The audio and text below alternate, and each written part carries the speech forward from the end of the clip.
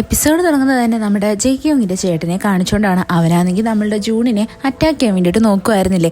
പെട്ടെന്ന് തന്നെ ജൂൺ ആണെങ്കിൽ അവിടെ നിന്ന് അപ്രതീക്ഷനാവും. എന്നിട്ട് നമ്മുടെ ഈ ജെയ്ക്യോങ്ങിൻ്റെ ചേട്ടൻ്റെ ബാക്കിലായിട്ട് വന്ന് നിൽക്കും. അവനവിടെ പറയുന്നത് തന്നെ, ഞാൻ നിൻ്റെ അടുത്ത് പറഞ്ഞതല്ലേ നിനക്ക് എന്നെ ഷൂട്ട് ചെയ്യാൻ പറ്റത്തില്ല എന്ന്. ഇത് കാണുന്നതും നമ്മളുടെ ജെയ്ക്യോങ്ങിൻ്റെ ചേട്ടനൊന്നും നല്ലതുപോലെ സർപ്രൈസ് ആവും. എങ്കിലും അവനാണെങ്കിൽ വീണ്ടും നമ്മളുടെ ജൂണിനെ വെടിവെക്കാൻ വേണ്ടിയിട്ട് നോക്കും. അവിടെയായിട്ട് നമ്മളുടെ ജൂണിന് ചെറുതായിട്ട് ഒരു ബുള്ളറ്റ് കൊള്ളും. ആക്ച്വലി ഇത് ബുള്ളറ്റ് ആയിരുന്നില്ല, മയക്കുമരുന്നിൻ്റെ ഒരു ഇഞ്ചക്ഷൻ പോലത്തെ സംഭവമായിരുന്നു. ഇവിടെയായിട്ട് നമ്മളുടെ ജൂൺ ആണെങ്കിൽ അവന് തിരിച്ചും അത് അതേപോലെ തന്നെ കൊടുക്കും. അങ്ങനെ അവനും അവിടെ ബോധം കെട്ടി വീഴും.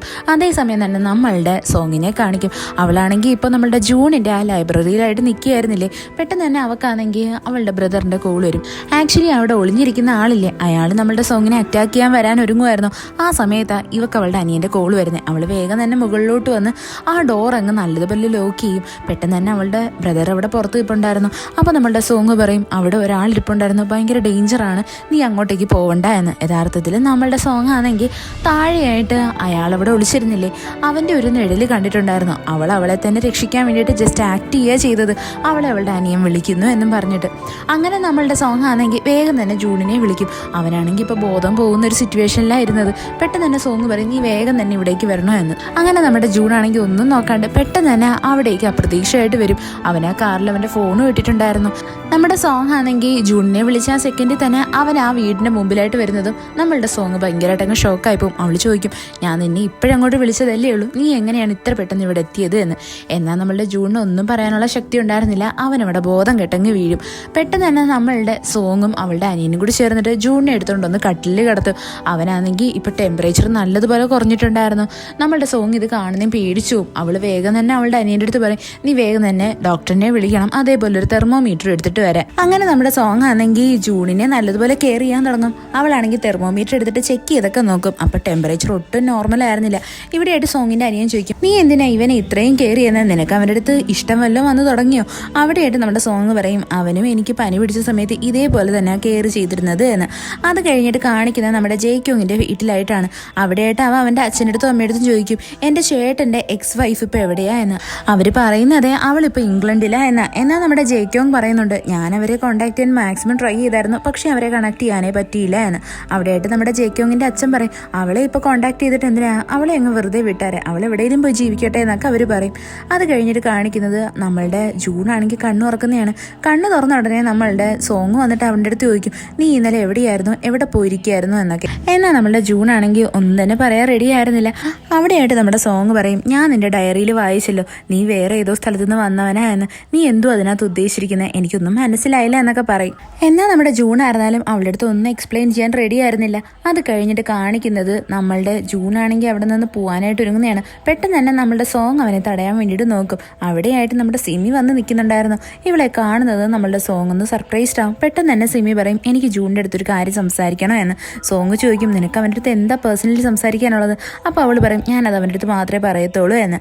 അങ്ങനെ നമ്മുടെ ജൂൺ ആണെങ്കിൽ സിമിനെ വിളിച്ചുകൊണ്ട് അവൻ്റെ വീട്ടിലായിട്ട് ചെല്ലും. നമ്മുടെ സോങ് ആയിരുന്നാലും അവർ പറയുന്നത് കേൾക്കാൻ വേണ്ടി മാക്സിമം ട്രൈ ചെയ്യും. എന്നാൽ ഒന്നും നടക്കത്തില്ല. അതേസമയം തന്നെ നമ്മുടെ സിമി ആണെങ്കിൽ ജൂണിൻ്റെ അടുത്ത് ചോദിക്കുന്നത്, എൻ്റെ ബ്രദറിനെ നിങ്ങൾക്ക് എങ്ങനെ അറിയാം, നിങ്ങൾ രണ്ടുപേരും കാണാൻ വിളിച്ചിരുന്നതല്ലേ, എൻ്റെ ചേട്ടൻ്റെ അവസ്ഥ ഇപ്പോൾ ഭയങ്കര ക്രിട്ടിക്കലാണ് എന്നൊക്കെയാണ്.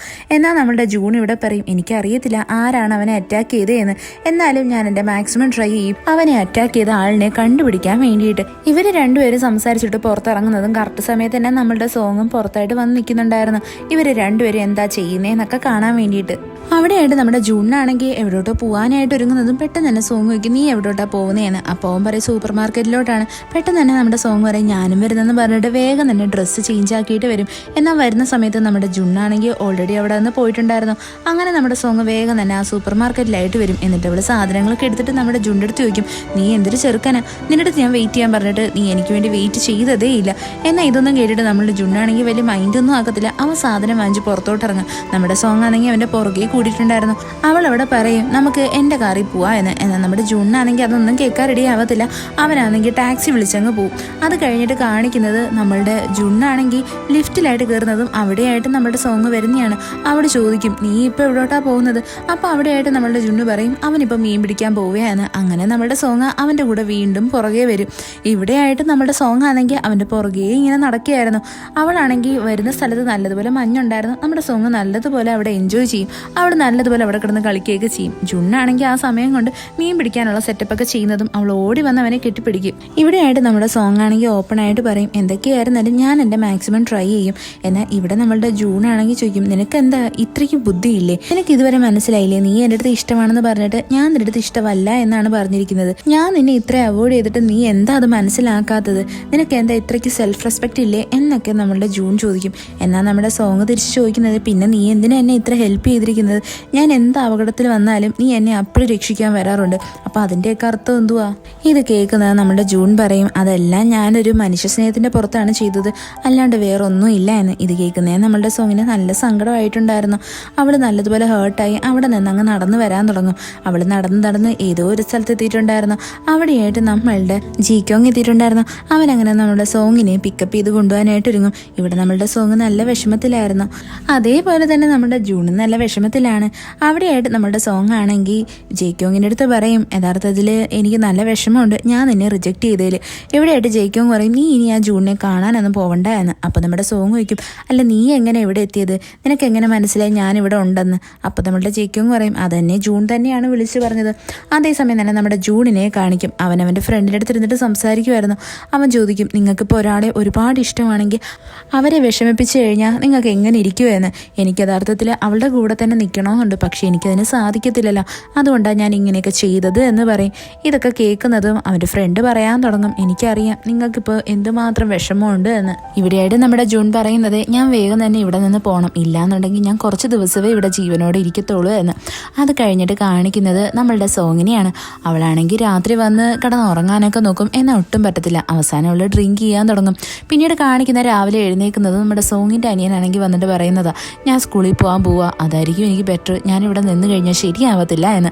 ഇത് കേൾക്കുന്നത് നമ്മുടെ സോങ്ങിനാണെങ്കിൽ ഒന്നും മനസ്സിലാവത്തില്ല. അവൾ ചോദിക്കും, ഇവൻ പറഞ്ഞതിൻ്റെ അർത്ഥം എന്തുവാ? പെട്ടെന്ന് തന്നെ അവൾ ഫോൺ എടുത്ത് നോക്കുമ്പോൾ മനസ്സിലാവും, അവൾ ഇന്നലെ കുടിച്ചിട്ട് ഭയങ്കര ബഹളമായിരുന്നു. ജുണ്ടിൻ്റെ പേര് വിളിച്ച് കിടന്ന നിലവിളിയായിരുന്നു. പോരാത്തതിന് അവനെ ഒരുപാട് തവണ വിളിക്കുകയും അവൻ ഒരുപാട് മെസ്സേജ് അയക്കുകയൊക്കെ ചെയ്തു. അതിനകത്ത് അവൾ അവനെ കുറേ പറയുകയൊക്കെ ചെയ്തിട്ടുണ്ടായിരുന്നു. അവസാനം അവളാണെങ്കിൽ അവൻ്റെ ഡോറിൻ്റെ മുമ്പിലായിട്ട് ചെന്ന് കോളിംഗ് ബെല്ല് അടിച്ചിട്ട് അവനെ വിളിച്ച് വരുത്തിയിട്ട് അവളുടെ ഷൂസ് എടുത്ത് അവൻ്റെ കൈ കൊടുക്കും. എന്നിട്ട് പറയും, ഇത് നീ സൂക്ഷിച്ചു വെച്ചോ, എനിക്ക് ഈ ഷൂസ് കാണുമ്പോഴല്ല നിന്നെ ഓർമ്മ വരുന്നത് എന്ന്. ഇതെല്ലാം ആലോചിച്ച് നമ്മളുടെ സോങ് ആണെങ്കിൽ ഭയങ്കര അപ്സെറ്റ് ആയിട്ടുണ്ടായിരുന്നു. അവൾ അവിടെ നിന്ന് കരയാൻ തുടങ്ങും. അത് കഴിഞ്ഞിട്ട് കാണിക്കുന്നത് നമ്മളുടെ ജേക്കോങ്ങിനെയാണ്. അവനാണെങ്കിൽ അവൻ്റെ ചേട്ടൻ്റെ ആ ഒരു ഓഫീസിലായിട്ട് വന്നിട്ട് സെർച്ച് ചെയ്യാൻ തുടങ്ങും. അവിടെയായിട്ട് അവൻ്റെ ചേട്ടൻ്റെ പാസ്പോർട്ടും അതേപോലെ അവൻ്റെ ചേട്ടൻ്റെ എക്സ് വൈഫിൻ്റെ പാസ്പോർട്ടും ഒക്കെ കിട്ടും. അതേപോലെ തന്നെ അവൻ അവിടുത്തെ ഡ്രോയറൊക്കെ തുറക്കാൻ നോക്കും, എന്നാൽ അതെല്ലാം ലോക്ക്ഡ് ആയിരുന്നു. പിന്നീട് കാണിക്കുന്നത് നമ്മുടെ ജേക്കോങ് ആണെങ്കിൽ ജൂണിനെ കാണാൻ വേണ്ടിയിട്ട് വരുന്നതാണ്. അവൻ്റെ തന്നിട്ട് പറയും, എനിക്ക് നന്നായിട്ടറിയാം നീ തന്നെയാണ് സോങ്ങിനെ 12 വർഷങ്ങൾക്ക് മുന്നേ രക്ഷിച്ചത് എന്ന്. എന്നാൽ നമ്മുടെ ജൂൺ ആണെങ്കിൽ ഇപ്പോഴും അവനല്ല അങ്ങനെ ചെയ്തത് എന്നാ പറഞ്ഞുകൊണ്ടിരിക്കുന്നത്. ഇവിടെയായിട്ട് നമ്മുടെ ജേക്കോങ് പറയും, എന്തൊക്കെയായിരുന്നാലും ഞാൻ അവളെ നിനക്ക് വിട്ടു തരത്തില്ല എന്ന്. അതേപോലെ തന്നെ ജൂൺ ആണെങ്കിൽ നമ്മുടെ ജേക്കോങ്ങിൻ്റെ അടുത്ത് പറയും, നീ എന്തായിരുന്നാലും നിന്റെ ചേട്ടൻ്റെ അടുത്ത് നിന്ന് അവളെ ഒന്ന് രക്ഷിച്ചോണം. അപ്പോൾ അവൻ ചോദിക്കും, അതെന്താ അങ്ങനെയെന്ന്. എന്നാൽ നമ്മുടെ ജൂൺ ആണെങ്കിൽ ഒന്നും വിട്ടു പറയാൻ റെഡി ആവത്തില്ല. അത് കഴിഞ്ഞിട്ട് കാണിക്കുന്നത് നമ്മുടെ ജൂൺ ആണെങ്കിൽ വന്നിരുന്ന് അവൻ്റെ ആ ഒരു പെൻഡ്രൈവും അതേപോലെ തന്നെ CCTV ഒക്കെ ചെക്ക് ചെയ്യുന്നതാണ്. അപ്പോൾ അവന് മനസ്സിലാവും, അതായത് സോങ്ങിനെ അറ്റാക്ക് ചെയ്യാൻ വേണ്ടിയിട്ട് ജേക്കോങ്ങിൻ്റെ ചേട്ടൻ്റെ അസിസ്റ്റൻറ്റ് അവൻ്റെ ആ ലൈബ്രറിയിലായിട്ട് ഒളിച്ചിരിപ്പുണ്ടായിരുന്നു എന്ന്. പെട്ടെന്ന് തന്നെ അവനാണെങ്കിൽ ഒരു മെസ്സേജും വരും, അതായത് സോങ്ങിന് പോകാനുള്ള സമയമായിട്ടുണ്ട് എന്ന്. ആ സമയത്ത് തന്നെ നമ്മുടെ സോങ്ങിനെ കാണാൻ വേണ്ടിയിട്ട് സിമി വരും. ഇവളെ കാണുന്നത് നമ്മളുടെ സോങ് ആണെങ്കിൽ നല്ലതുപോലെ ഒരുങ്ങിയിട്ട് അവളെ മീറ്റ് ചെയ്യാൻ വരും. സിമി അവിടെ പറയുന്നത് തന്നെ, നിന്നെ 15 വർഷങ്ങൾക്ക് മുന്നേ രക്ഷിച്ച ആളുടെ മുഖം നിനക്ക് ഇപ്പോഴും ഓർമ്മയില്ലേ? അയാൾ നിന്റെ ഇത്ര തൊട്ടടുത്തുണ്ടായിരുന്നിട്ടും നിനക്ക് അവനെ മനസ്സിലാക്കാൻ പറ്റിയില്ലല്ലോ. ഇവിടെ നമ്മളുടെ സോങ്ങിനൊന്നും മനസ്സിലാവത്തില്ല. അവൾ ചോദിക്കും, നീ ആരെ പറ്റിയാ പറയുന്നേ എന്ന്. അതേസമയം തന്നെ നമുക്ക് ജൂണിനെ കാണിക്കും. അവനാണെങ്കിൽ ഇപ്പോൾ ഒരു സ്ഥലത്തായിട്ട് വന്ന് നിൽക്കുമായിരുന്നു. അവൻ്റെ കയ്യിലായിട്ട് പെൻ ഡ്രൈവും ഉണ്ടായിരുന്നു. ഇവിടെ നമ്മളുടെ ജൂണിന് നല്ലതുപോലെ അറിയാം ഈ ഒരു ടൈമിൽ വെച്ചിട്ട് ജൂണിന് ആക്സിഡൻറ്റ് സംഭവിക്കുമെന്ന്. അവൻ ആ പെൻ ഡ്രൈവ് പിടിച്ചുകൊണ്ട് നിൽക്കുന്നത് പെട്ടെന്ന് തന്നെ നമ്മളുടെ ജേക്കോങ്ങിൻ്റെ ചേട്ടൻ്റെ അസിസ്റ്റൻറ്റില്ലേ അവൻ കാറുമായിട്ട് വരും. അവൻ്റെ കാറ് നമ്മളുടെ ജൂണാണെങ്കിൽ സ്റ്റോപ്പ് ചെയ്യാൻ വേണ്ടിയിട്ട് നോക്കും, എന്നാൽ അതിന് സാധിക്കത്തൊന്നുമില്ല. ഇവിടെയായിട്ട് നമ്മളുടെ ജൂണിന് നല്ലതുപോലെ ആക്സിഡൻറ്റ് പറ്റിയിട്ടുണ്ടായിരുന്നു. അവനവിടെ ബോധം കെട്ട് വീഴും. അവൻ്റെ കയ്യിൽ നിന്ന് പെൻ ഡ്രൈവ് എടുത്തിട്ട് പോകും. അതേസമയം തന്നെ അവിടെയായിട്ടൊരു കപ്പിൾ വരുന്നതും അവർ നമ്മളുടെ ജൂണിനെ രക്ഷിക്കാൻ വേണ്ടി നോക്കും. അതേസമയം തന്നെ നമ്മുടെ സോങ്ങിനെ കാണിക്കും. അവളാണെങ്കിൽ അവിടെ സിമി എടുത്ത് പറയും, എനിക്ക് നിൻ്റെ വായിന്ന് അതാരാണെന്ന് അറിയണം എന്നില്ല. എന്താണെന്ന് വെച്ചാൽ നിനക്ക് ജേക്കോങ്ങിനെ ഇഷ്ടമാണ്, നീ നിൻ്റെ വഴി ക്ലീൻ ആക്കാൻ വേണ്ടിയിട്ടാണ് എൻ്റെ അടുത്ത് ഇങ്ങനെയൊക്കെ സംസാരിക്കുന്നതെന്ന് എനിക്ക് നന്നായിട്ട് അറിയാം. എനിക്ക് അയാളെ മീറ്റ് ചെയ്യാനുള്ള യോഗം ഉണ്ടെങ്കിൽ ഞാൻ ഉറപ്പായിട്ടും അവനെ കണ്ടിരിക്കും. അതിന് നിൻ്റെ സഹായത്തിൻ്റെ ആവശ്യമില്ല. നീ ഇനി എന്ത് പറഞ്ഞാലും ഞാൻ വിശ്വസിക്കാനും പോകുന്നില്ല എന്ന് പറഞ്ഞിട്ട് നമ്മളുടെ സോങ് ആണെങ്കിൽ അവിടെ നിന്നങ്ങ് പോവും. എന്നിട്ട് അവളാണെങ്കിൽ ജൂണിനെ ഒരുപാട് വിളിക്കുകയൊക്കെ ചെയ്യും. എന്നാൽ അവൻ്റെ കോള് കിട്ടത്തില്ല. അങ്ങനെ അവൾ നേരെ അവൻ്റെ വീട്ടിലായിട്ട് വരും. വീട്ടിൽ വന്ന് നോക്കുമ്പോൾ ഡോർ ഓപ്പൺ ആയിരുന്നു. അങ്ങനെ അവൾ അകത്ത് കയറി നോക്കുമ്പോൾ അവിടെ എല്ലാം ബ്ലഡൊക്കെ ആയിട്ട് നമ്മളുടെ ജൂൺ അവിടെ ബോധം കെട്ടി കിടക്കുക. പെട്ടെന്ന് തന്നെ അവൾ പോലീസിനെയും ഡോക്ടറിനെയും ഒക്കെ വിളിക്കാൻ വേണ്ടിയിട്ട് ഒരുങ്ങും. എങ്കിലും അവൾ ആദ്യമേ വിളിക്കുന്നത് നമ്മളുടെ ജൂണിൻ്റെ ആ ഫ്രണ്ടില്ലേ അവനെ തന്നെയാണ്. അങ്ങനെ അയാൾ വന്നിട്ട് നമ്മളുടെ ജൂണിനാണെങ്കിൽ നല്ലതുപോലെ തലയിലും മരുന്നൊക്കെ വെച്ച് കെട്ടിക്കൊടുക്കും. എന്നിട്ട് അവനാണെങ്കിൽ നമ്മുടെ സോങ്ങിനോട് പറയും, നീ എന്തായിരുന്നാലും ആംബുലൻസിനെ വിളിക്കാഞ്ഞത് നല്ല കാര്യമായി. ഇവിടെയായിട്ട് നമ്മളുടെ സോങ് ആണെങ്കിൽ ഭയങ്കരമായിട്ട് ടെൻഷനിലായിരുന്നു. അവിടെ നമ്മളുടെ ജൂണിൻ്റെ ആ ഫ്രണ്ട് പറയും, എന്തായിരുന്നാലും നീ ഇവൻ്റെ അടുത്ത് നിന്ന് മാറി നിൽക്കുന്നത് തന്നെ നല്ലത്. ഇവൻ ഒരുപാട് കാലമൊന്നും ഇവിടെ കാണത്തില്ല, ഇവൻ ഉടനെ തന്നെ ഇവിടെ നിന്ന് പോകാനിരിക്കുക എന്ന്. ഇത് കേൾക്കുന്നത് നമ്മുടെ സോങ് ഭയങ്കര അപ്സെറ്റ് ആവും. അവൾ ചോദിക്കും അതെന്താ അങ്ങനെയെന്ന്. എന്നാൽ നമ്മളുടെ ജൂണിൻ്റെ ഫ്രണ്ട് ആണെങ്കിൽ ഒന്നും പറയാൻ റെഡി ആയിരുന്നില്ല. അവൻ പറയും നീ ഇവിടെ നിന്ന് പോകണം എന്ന്. അങ്ങനെ നമ്മുടെ സോങ് ആണെങ്കിൽ അവളുടെ വീട്ടിലായിട്ട് ചെന്നിട്ട് ഇവൻ്റെ കാര്യത്തിൽ ആലോചിച്ച് ടെൻഷനായി അവൾ ഒരു സ്ഥലത്ത് തന്നെ നിൽക്കുക ചെയ്യുന്നത്. അതിനുശേഷം കാണിക്കുന്ന ജേക്കോങ്ങിൻ്റെ ചേട്ടനാണെങ്കിൽ നമ്മളുടെ സോങ്ങിൻ്റെ അമ്മേനെ കാണാൻ വേണ്ടിയിട്ട് വരുന്നതാ. എന്നിട്ട് അവരെ കൊണ്ടൊരു കോൺട്രാക്റ്റും സൈൻ ചെയ്യിപ്പിക്കും. അത് കഴിഞ്ഞിട്ട് കാണിക്കുന്ന നമ്മുടെ ജേക്കോങ്ങിൻ്റെ ചേട്ടനാണെങ്കിൽ അവൻ്റെ വീടിൻ്റെ അടുത്ത് വരുന്നതും അയാളുടെ അസിസ്റ്റൻറ്റ് വന്നിട്ട് പറയുന്നതാ പെൻഡ്രൈവ് കിട്ടിയിട്ടുണ്ട്, ജൂണിനെ ആക്സിഡൻ്റ് ആക്കി അവനവിടെ ബോധം കെട്ടി കിടന്ന് ആംബുലൻസ് വരുന്ന സമയം കൊണ്ട് പെട്ടെന്ന് തന്നെ അവനവിടെ നിന്ന് മാഞ്ഞു പോയി എന്ന്. ഇതെല്ലാം നമ്മുടെ ജേക്കോങ് കേൾക്കുന്നുണ്ടായിരുന്നു. അവനിതൊക്കെ കേട്ടിട്ട് ഭയങ്കരമായിട്ട് അങ്ങ് ഷോക്കാവും. അതിനുശേഷം കാണിക്കുന്നത് നമ്മളുടെ ജൂണിനെയാണ്. അവനാണെങ്കിൽ ഇപ്പോൾ എന്തോ ഒരു നല്ല സ്വപ്നം കണ്ടുകൊണ്ട് കിടക്കുക. പെട്ടെന്ന് തന്നെ നമ്മുടെ ജൂണിൻ്റെ ഫ്രണ്ട് വന്നിട്ട് പറയും, നിങ്ങൾ നല്ലൊരു സ്വപ്നം കാണുവാണെന്നാണല്ലോ തോന്നുന്നത്. അവിടെ നമ്മളുടെ ജൂണാണെങ്കിൽ നമ്മുടെ സോങ്ങുമായിട്ടുള്ള നല്ലൊരു ലൈഫ് തന്നെയാണ് സ്വപ്നം കണ്ടുകൊണ്ടിരിക്കുന്നത്. അവളുമായിട്ട് എൻജോയ് ചെയ്യുന്നത്, ടി വി കാണുന്നത്, മഞ്ഞിൽ കിടന്ന് കളിക്കുന്നത്, അവർക്കൊരു കുഞ്ഞുണ്ടാവുന്നത്, അങ്ങനെ നല്ല സ്വപ്നങ്ങളാണ് കണ്ടുകൊണ്ടിരിക്കുന്നത്. അതേസമയം തന്നെ നമ്മളുടെ സോങ് ആണെങ്കിൽ ഭയങ്കര ടെൻഷനായിട്ട് ജൂണിൻ്റെ വീടിൻ്റെ ആ വാതിലില്ലേ അവിടെ തന്നെ വെയിറ്റ് ചെയ്തിരിക്കുമായിരുന്നു. ആ സമയത്ത് അവിടെയായിട്ട് നമ്മളുടെ ജേക്കോങ് വരും. അവൻ വന്നിട്ട് ചോദിക്കും ഇപ്പോൾ നമ്മളുടെ ജൂണിന് എങ്ങനെയുണ്ട് എന്ന്. ഉടനെ തന്നെ നമ്മളുടെ സോങ് ചോദിക്കുന്നത് നീ എങ്ങനെയാണ് ജൂണിൻ്റെ കാര്യം അറിഞ്ഞത്?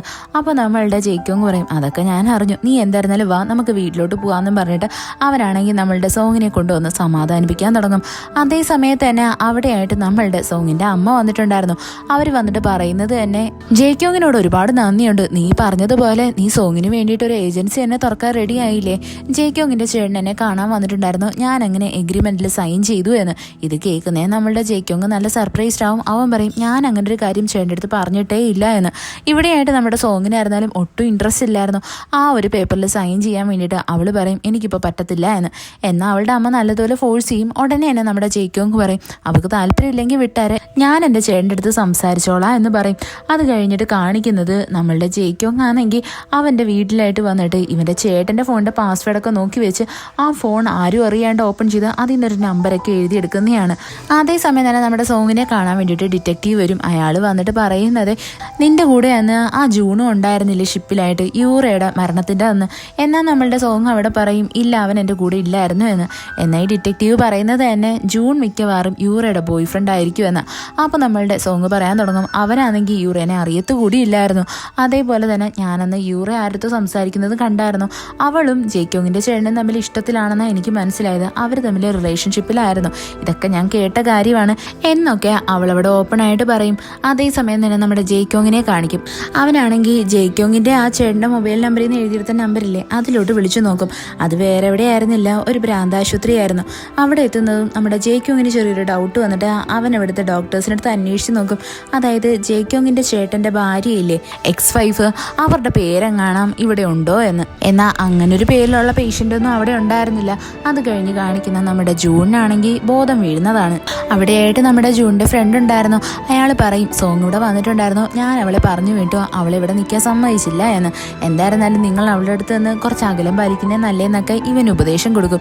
അയാൾ അവിടെ നിന്ന് പുറത്തോട്ട് ഇറങ്ങുന്നത് അവിടെയായിട്ട് നമ്മുടെ സോങ് ഇരിക്കുമായിരുന്നു. പെട്ടെന്ന് തന്നെ സോങ് ആണെങ്കിൽ നമ്മുടെ ജൂണിനെ പറ്റി ചോദിക്കും. ഉടനെ തന്നെ ഈ ഫ്രണ്ട് ആണെങ്കിൽ പറയാൻ തുടങ്ങും എന്തൊക്കെയായിരുന്നാലും നീ അവനെ ഇനി കാണാനൊന്നും പോകുന്നില്ല, അവൻ ഈ ഫ്ലാറ്റ് തന്നെ കാലിയാക്കിയിട്ട് പോകാൻ പോവുകയാണ്, അതുകൊണ്ട് തന്നെ നീ അവൻ്റെ അടുത്ത് നിന്ന് കുറച്ച് ദൂരം പാലിക്കുന്നതായിരിക്കും ഏറ്റവും നല്ലതെന്ന് പറഞ്ഞിട്ട് അയാൾ അവിടെ നിന്നങ്ങ് പോകും. നമ്മുടെ സോങ് ആയിരുന്നാലും അവൻ്റെ വീടിൻ്റെ പാസ്വേഡൊക്കെ അടിച്ചിട്ട് അതിനകത്ത് കയറാൻ നോക്കും. എന്നാൽ പാസ്വേഡ് റോങ് എന്നാണ് കാണിക്കുന്നത്. പെട്ടെന്ന് തന്നെ നമ്മളുടെ സോങ് ആണെങ്കിൽ അവിടുത്തെ ആ ഒരു ക്യാമറയില്ലേ അതിൽ നോക്കിയിട്ട് പറയും എന്തൊക്കെയായിരുന്നാലും ജൂൺ നീ നല്ല സുഖമായിട്ടിരുന്നാൽ മതി, നീ നിന്നെ തന്നെ നല്ലതുപോലെ കെയർ ചെയ്യണം, എനിക്കത് മാത്രം മതി, നീ നന്നായിട്ട് സുഖമായിട്ടിരുന്നാൽ മതി എന്ന് പറഞ്ഞ് അവൾ കരയാൻ തുടങ്ങും. ഇതൊക്കെ കേൾക്കുന്നേ നമ്മുടെ ജൂണിന് നല്ല സങ്കടം വന്നിട്ട് അവനും നല്ലതുപോലെ വിഷമിക്കും. അത് കഴിഞ്ഞിട്ട് കാണിക്കുന്നത് നമ്മളുടെ ആ ഡിറ്റക്റ്റീവിനെയാണ്. അയാളുടെ അടുത്ത് നിന്ന് ഒരു പേന കിട്ടിയിട്ടുണ്ടായിരുന്നല്ലോ. ആ പേനയെന്ന് വെച്ച് കഴിഞ്ഞാൽ 400 വർഷം പഴക്കമുള്ളതായിരുന്നു. ഈ പേന വേറൊരു ഡിറ്റക്റ്റീവ് കൊണ്ടുവന്നിട്ട് ഇയാളുടെ അടുത്ത് ചോദിക്കും, ഇതിനെപ്പറ്റി നിങ്ങൾക്ക് വല്ലതും അറിയാവോ എന്ന്. അതേപോലെ തന്നെ ഇപ്പോഴത്തെ ഈ ഡിറ്റക്റ്റീവ് ആണെങ്കിൽ ഡിസ്ചാർജ് ആവാൻ പോവുമായിരുന്നു. അവിടെയായിട്ട് നമ്മളുടെ സിമിയുടെ അമ്മ വന്നിട്ട് സിമിയെടുത്ത് പറയും, എന്തായിരുന്നാലും യൂറയുടെ മരണത്തിന് കാരണം ആരാണെന്ന് ഇപ്പം കണ്ടുപിടിച്ച സ്ഥിതിക്ക് ഇനി എന്തായിരുന്നാലും ആ സോങ് തിരിച്ച് നിന്റെ ഫീൽഡിലോട്ട് വരും. അപ്പം നിനക്കായിരിക്കും ഏറ്റവും കൂടുതൽ പാടുണ്ടാവാൻ പോകുന്നത്. അതുകൊണ്ട് നീ എന്ത് സംഭവിച്ചിട്ടായിരുന്നാലും സോങ്ങിനെ തിരിച്ച് നിന്റെ ഫീൽഡിലോട്ട് കയറ്റാൻ റെഡി ആക്കരുത് എന്നൊക്കെ പറയും. അതേസമയം തന്നെ നമ്മളുടെ സിമി ആണെങ്കിൽ ഡയറക്ടറിനെ കാണാൻ വന്നിട്ട് അവളുടെ സപ്പോർട്ടിങ് ക്യാരക്ടറിനെ പറ്റിയിട്ടുള്ള എല്ലാ ഡീലും കാര്യങ്ങളൊക്കെ പറഞ്ഞ് സംസാരിക്കും. അത് കഴിഞ്ഞിട്ട് കാണിക്കുന്നത് ജേക്യോങ്ങിന്റെ ചേട്ടനെ കാണാൻ വേണ്ടിയിട്ട് ഡിറ്റക്റ്റീവ്സ് വരുന്നതാണ്. അവർ വന്നിട്ട് ചോദിക്കും, ഞങ്ങൾക്കിപ്പോൾ എല്ലാം മനസ്സിലായിട്ടുണ്ട്, യൂറയുടെ ബോയ് ഫ്രണ്ട് നിങ്ങൾ തന്നെ ആയിരുന്നു എന്ന്. എന്നാൽ ഇവിടെ നമ്മുടെ ജേക്യോങ്ങിന്റെ ചേട്ടനാണെങ്കിൽ അതൊന്നും സമ്മതിച്ചു കൊടുക്കാൻ റെഡി ആയിരുന്നില്ല. പെട്ടെന്ന് തന്നെ നമുക്കൊരു ഫ്ലാഷ് ബാക്ക് കാണിക്കും. യൂറയും ജേക്യോങ്ങിന്റെ ചേട്ടനോട് സംസാരിച്ച സമയത്ത് അവർക്ക് എന്തോ ഒരു ഡ്രിങ്ക് കൊടുത്തിട്ടുണ്ടായിരുന്നു. ആ ഡ്രിങ്ക് കുടിക്കുന്നതും ഇവർക്ക് നല്ലതുപോലെ ബോധക്കേട് വരുന്നത് പോലെ തോന്നും. ഉടനെ തന്നെ ജേക്യോങ്ങിന്റെ ചേട്ടൻ പറയും, ഈ ഡ്രിങ്കിൽ ഞാൻ കലർത്തിയിരിക്കുന്നത് തന്നെ നിന്റെ ഹൃദയം നിൽക്കാനുള്ള മരുന്നാണ് എന്ന്. ഇത് കേൾക്കുന്ന യൂറ അത്ര ഇങ്ങോട്ട് വിശ്വസിക്കാൻ റെഡി ആവത്തില്ല. എന്നാൽ ജേക്യോങ് പറയും അത് തന്നെയാണ് സത്യമെന്ന്. അങ്ങനെ അവളുടെ ജീവൻ രക്ഷിക്കാൻ വേണ്ടിയിട്ട് ആ ഷിപ്പിലോട്ട് ഇറങ്ങി ഇങ്ങനെ ഓടാൻ തുടങ്ങും. പെട്ടെന്ന് തന്നെ അവിടെയായിട്ട് നമ്മുടെ ജേക്യോങ്ങിന്റെ ആ ഒരു അസിസ്റ്റന്റിലെ അയാൾ വന്നിട്ട് ഇവരുടെ രണ്ടുപേരെ അങ്ങോട്ടും ഇങ്ങോട്ടുള്ള പിടിവലിയിൽ അവിടെയായിട്ട് നമ്മുടെ യൂറ വെള്ളത്തിലങ്ങ് വീഴും. അങ്ങനെയാണ് യൂറയുടെ മരണം സംഭവിച്ചിരിക്കുന്നത്. എന്നാലും നമ്മുടെ ജേക്യോങ്ങിന്റെ ചേട്ടനാണെങ്കിൽ അതൊന്നും സമ്മതിച്ചു കൊടുക്കാൻ റെഡി ആവത്തില്ല. അവനവിടെ പറയുന്നത് തന്നെ എനിക്കിതുമായിട്ട് യാതൊരു ബന്ധവുമില്ല, ഞാൻ അവളുടെ അടുത്ത് ബിസിനസ് കാര്യം സംസാരിക്കാൻ വേണ്ടി മാത്രമാണ് വിളിച്ചത് എന്ന്. നിങ്ങൾക്ക് എല്ലാം തെറ്റായ ഇൻഫർമേഷൻസ് ആണ് കിട്ടിയിരിക്കുന്നത് എന്ന് പറയും. അത് കഴിഞ്ഞിട്ട് കാണിക്കുന്ന ഈ ജേക്യോങ്ങിന്റെ ചേട്ടൻ നേരെ നമ്മളുടെ ജൂണിനെ കാണാൻ വേണ്ടിയിട്ട് വരുന്നതാ. എന്നിട്ട് അവൻ അവിടെ പറയും, എൻ്റെ ഈ കേസെല്ലാം നീ ഏറ്റെടുക്കുകയാണെന്നുണ്ടെങ്കിൽ ഉറപ്പായിട്ടും ഞാൻ വേറെ ആരെയും കൊല്ലത്തില്ല, ഞാൻ എല്ലാവരെയും വെറുതെ വിട്ടിരിക്കുക എന്ന്. ഇത് കേൾക്കുന്നേ നമ്മുടെ ജൂണൊന്നും പറയാൻ റെഡി ആവത്തില്ല. അതേസമയം തന്നെ നമ്മുടെ സോങ്ങിനെ കാണിക്കും. അവളാണെങ്കിൽ ഇപ്പോൾ ജൂണിൻ്റെ വീട്ടിലായിട്ട് ബാൽക്കണി വഴി ചാടി കയറാൻ വേണ്ടിയിട്ടാണ് ട്രൈ ചെയ്യുന്നത്. എന്നാൽ അത് നടക്കത്തൊന്നുമില്ല. പെട്ടെന്ന് തന്നെ നമ്മുടെ സോങ്ങിൻ്റെ കോൾ വരും. എന്നിട്ട് അവൻ പറയും, നമുക്ക് രണ്ടുപേർക്കും ഒരു സ്ഥലം വരെ പോയാലോ എന്ന്. ഇത് കേൾക്കുന്നേ നമ്മുടെ ജൂണാണെങ്കിൽ ഭയങ്കര സന്തോഷത്തിൽ നല്ലതുപോലെ ഒരുങ്ങി അവൻ്റെ കൂടെ പോകാൻ വേണ്ടിയിട്ട് ഇറങ്ങും. കാറിലിരിക്കാൻ നേരത്ത് നമ്മുടെ ജൂൺ ചോദിക്കും, നിനക്ക് എന്താണ് എൻ്റെ അടുത്ത് സംസാരിക്കാനുള്ളത്, എന്താ പറയാനുള്ളത് എന്ന്. അപ്പം നമ്മുടെ സോങ് പറയും, എനിക്ക് നിൻ്റെ അടുത്ത് ഇപ്പോൾ പ്രത്യേകിച്ചൊന്നും പറയാനും ചോദിക്കാനും ഒന്നുമില്ല. എന്താണെന്ന് വെച്ചാൽ നിന്നെ കണ്ടത് തന്നെ എന്നെ സംബന്ധിച്ച് വലിയ കാര്യമാണ്. ഇത് നമ്മളുടെ ഫസ്റ്റ് ഡേറ്റ് അല്ലേ, അതുകൊണ്ട് തന്നെ നീ എന്നെ എവിടേക്ക് കൊണ്ടുപോയാലും ഞാൻ ഓക്കെ ആണെന്ന് പറഞ്ഞ് നമ്മളുടെ സോങ് ആണെങ്കിൽ ഭയങ്കര ഹാപ്പി ആയിട്ട് വരും. നമ്മളുടെ ജൂൺ ആണെങ്കിൽ ഇവളെ കൊണ്ടുവരുന്നത് ഒരു മ്യൂസിയത്തിലായിട്ടാണ്. എന്നിട്ട് അവൻ ചോദിക്കും, നീ എന്നെ അങ്ങനെ കണ്ണടച്ച് വിശ്വസിക്കാനൊന്നും പാടില്ല, വിശ്വസിക്കാൻ പറ്റുമെന്ന് നിൻ്റെ അടുത്ത് ആരാ പറഞ്ഞത്, ഞാൻ എങ്ങനെയുള്ള ആളാണെന്ന് നിനക്കറിയാവോ, ഞാനെന്ന് നിൻ്റെ അടുത്ത് എല്ലാ സത്യവും പറയാൻ പോവുക എന്ന് പറയും. എന്നാൽ നമ്മളുടെ സോങ് പറയും, എനിക്ക് അങ്ങനെ ഒരു സത്യം കേൾക്കണ്ടെന്നും പറഞ്ഞിട്ട് അവൾ തിരിഞ്ഞ് നടക്കാനൊരുങ്ങും. എന്നാൽ നമ്മളുടെ ജൂൺ അങ്ങനെ വെറുതെ വിടത്തൊന്നുമില്ല. അവൻ അവളെ പിടിച്ചു നിർത്തിയിട്ട് പറയും, 15 വർഷങ്ങൾക്ക് മുന്നേ നിന്നെ ഒരാൾ രക്ഷിച്ചില്ലേ, അത് വേറെ ആരുമല്ല, അത് ഞാൻ തന്നെയാണ്. ഇത് കേൾക്കുന്നേ നമ്മളുടെ സോങ് ആണെങ്കിൽ ഒന്ന് ഞെട്ടും. കൂട്ടത്തിൽ തന്നെ നമ്മളുടെ ജൂൺ ആണെങ്കിൽ പറയും, ഈ കണ്ണാടി കൂടി ഇരിക്കുന്ന ആ തലയിൽ വെക്കുന്ന ആ ഒരു പിന്ന് കണ്ടില്ലേ, അത് 400 വർഷങ്ങൾക്ക് മുന്നേ ഒരു പെങ്കൊച്ച് എനിക്ക് ഗിഫ്റ്റ് തന്നതാണ്. ആ പെങ്കൊച്ചിനെ പോലെ ഇരിക്കുന്നു എന്ന പേരിൽ മാത്രമാണ് 15 വർഷങ്ങൾക്ക് മുന്നേ ഞാൻ നിന്നെ രക്ഷിച്ചത് എന്ന് പറയും. ഈ 400 വർഷങ്ങൾക്ക് മുന്നേ ഉള്ള പെങ്കൊച്ചിനെ നിനക്ക് എങ്ങനെ അറിയാമെന്ന് നമ്മളുടെ സോങ് തിരിച്ചു ചോദിക്കും. കാര്യം അവളത് കേട്ട് നല്ലതുപോലെ ഷോക്കായിട്ടുണ്ടായിരുന്നു. പെട്ടെന്ന് തന്നെ നമ്മളുടെ ജൂൺ അവിടെ പറയാൻ തുടങ്ങും, അങ്ങനെ ഒരാളാണ് ഞാൻ. ഇത് കേൾക്കുന്നേ നമ്മുടെ സോങ് പറയും, നിനക്ക് അത്രയും അങ്ങോട്ട് സുഖമായിട്ടില്ല എന്നാ തോന്നുന്നത്, നമുക്ക് വേഗം തന്നെ വീട്ടിലോട്ട് പോവാമെന്ന്. എന്നാൽ നമ്മളുടെ ജൂൺ ആണെങ്കിൽ അതൊന്നും കേൾക്കാൻ റെഡി ആയിരുന്നില്ല. അവനാണെങ്കിൽ പിടിച്ചെടുത്തിട്ട് പറയും, അതെ, ഞാൻ ഈ ലോകത്തുള്ള ഞാൻ വേറെ ഗ്രഹത്തു നിന്ന് വന്നതാ, പക്ഷെ എനിക്ക് തിരിച്ചു പോകാൻ ഇതുവരെ പറ്റിയിട്ടില്ല എന്ന്. ഇത് കേൾക്കുന്നേ നമ്മളുടെ സോങ് ആണെങ്കിൽ ഭയങ്കരമായിട്ട് ഷോക്കായിട്ടുണ്ടായിരുന്നു. അവളാണെങ്കിൽ വേഗം തന്നെ അവിടെ നിന്ന് പോകാനായിട്ട് ഒരുങ്ങും. പെട്ടെന്ന് തന്നെ നമ്മുടെ ജൂൺ ആണെങ്കിൽ ആ ഹെയർ പിൻ ഇരിക്കുന്ന ഗ്ലാസ്സില്ലേ അതങ്ങ് പൊട്ടിച്ച് കളയും. പെട്ടെന്ന് തന്നെ നമ്മുടെ സോങ് നല്ലതുപോലെ പേടിച്ചു പോയിട്ടുണ്ടായിരുന്നു. അവളവിടെ പേടിച്ച് വിറച്ച് താഴെ ഇരിക്കും. ഇത് കാണുന്നതും നമ്മളുടെ ജൂൺ വന്നിട്ട് പറയും, ഞാൻ അങ്ങനെ ഒരാളാണ്, നിനക്കിപ്പോൾ മനസ്സിലായോ എന്ന്. ഈ എപ്പിസോഡ് ഇവിടെ വെച്ച് അവസാനിക്കുന്നു. ഇഷ്ടപ്പെട്ട ഫ്രണ്ട്സിന് ഷെയർ ചെയ്യാൻ മറക്കല്ലേ. വീഡിയോ എങ്ങനെ ഉണ്ടായിരുന്നു എന്ന് കമൻറ്റ് ചെയ്ത് അറിയിക്കുക. It's signing off MDC.